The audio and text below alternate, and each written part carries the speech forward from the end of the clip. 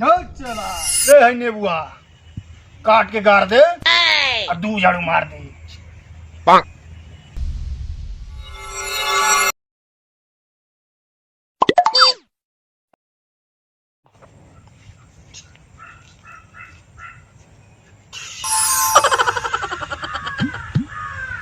अरे इतना दिन से साथ रहते लेकिन नहीं जानत के कोने का करे के बा हमका नहीं ना मारे के इनके छोड़ के बाकी सबके 2 झाड़ू मार। अच्छा ई हाँ अच्छा ठीक। ए सोखा जी भूत हिनका धइल बा हमन के झाड़ से पिता जा तो हम लोग ना जानबा जा ई जगावल झाड़ू हो ई जगरी ऊपर गिर जाला ना ओकरे लगे भूत पिचास ना जाला यही से तनी लोग मारे कहनी है। ए चला जब ई बात तो झुझाड़ू हम के मारा।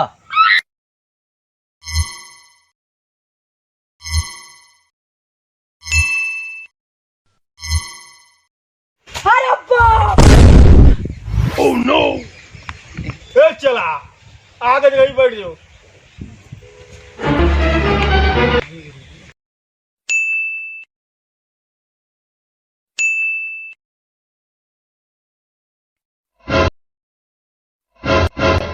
एक सोखा बार बार के कादा बतर सब तहनी लोगन जान जी बजा हम सिग्नल ना मिला होता नहीं कि भूतवा का चाहता बुझेला।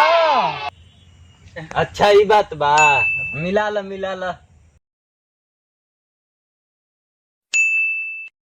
एक गुरुजी तनी हमरी अब ध्यान दी गुरुजी तनी हमरी अब ध्यान दी। चल अब इनके लइका बाड़े चल हो जा बैठ बोल है तीनों पिंडी में से कौन लेबे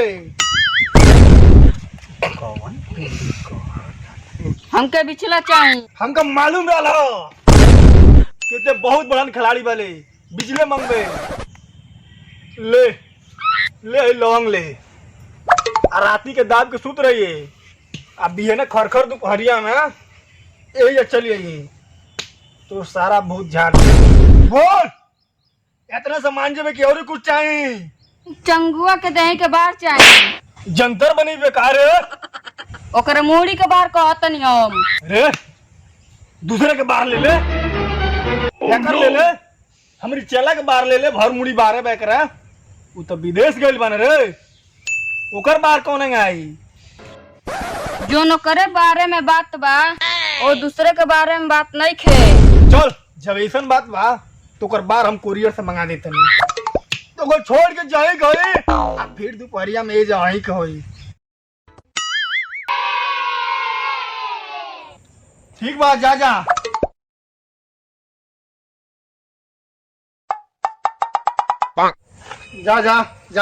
बिना ये जान जा ए बिना 12 बजे भेज दियो जा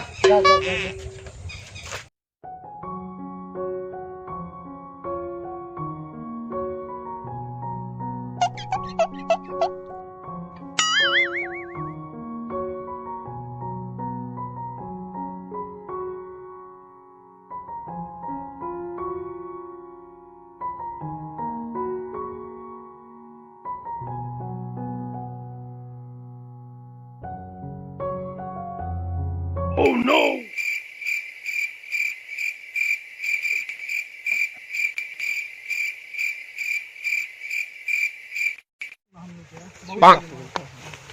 अरे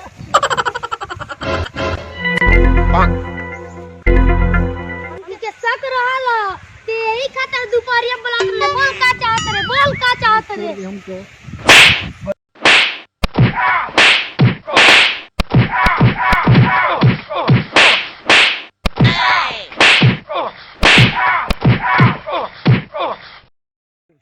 Oh no का चाहत रे कब से ही मीटर चलत है बताओ ना तो कटाई तर काटी नहीं भैया गटई मत काटो अरे उनके परछावन में देखल रहनी स्कूली को तब दो हमारा के आंख मरली हमारी में कोनो गलती नहीं किया रहल हमारी यार एगो मंगुआ वे चिट्ठी चौपात रहल खेला 2 साल से चलत रहल हमारी गांव में हमारे दुश्मन बड़ी हो गई लल्ला यही के मारे हम मंगुआ मिल गए प्रोग्राम बनाने के मंगुआ कहलस भाई ते सोखा बन गई और वे सेटिंग कैलस कि झरवावे आई और मिलले के डेट फिक्स कर दिया हमरी में कोनो गलती नहीं है, सब मंगुआ हमके चढ़ौला बा।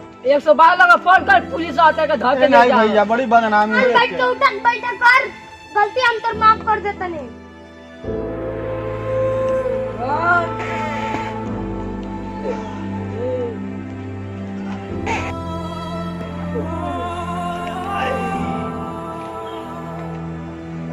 अरे मर जाए भाग ना।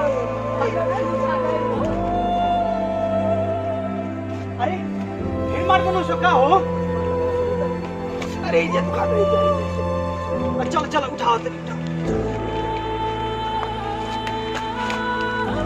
अच्छा ये बताओ तहार प्यार का बुखार उतरल कि नहीं? अच्छा ठीक बा तब चलो। चंगू मंगू एक्सप्रेस टीम के तरफ से आप लोगन के हाथ जोड़ के प्रणाम बा। हमके आप लोगन से इतना आशा विश्वास बनल बा, इतना आशीर्वाद प्यार मिलता कि ये चैनल के रोरा सब आगे बढ़ले में कोनो कसर ना छोड़ब। अगर आप चैनल पर नया बानी तो हमनी के इस चैनल के लाइक करें, सब्सक्राइब करें, कमेंट करना ना भूलें।